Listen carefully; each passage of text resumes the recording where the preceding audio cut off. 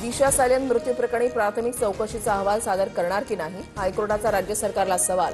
मृत्यूपूर्वी लैंगिक अत्याचार झाल्याचा आरोप करत दिशाच्या वडिलांची याचिका।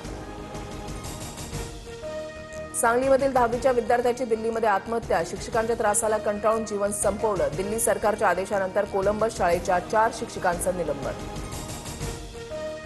पोलिसांच्या स्पेशल सेलनं अटक केलेल्या चौघांचा आता एनआयएकडे ताबा। दिल्ली स्फोटाप्रकरणी कोठडीमध्ये रवानगी। डॉक्टर मुझम्मिल, आदिल आणि शाहीनसह मौलवी इरफानला 10 दिवसांची कोठडी। पंजाबच्या लुधियानामध्ये पोलीस आणि दहशतवाद्यांमध्ये चकमक। एका दहशतवाद्याचा मृत्यू, 1 जण गंभीर जखमी। दोन्ही दहशतवादी बब्बर खालसा संघटनेचे असल्याची माहिती।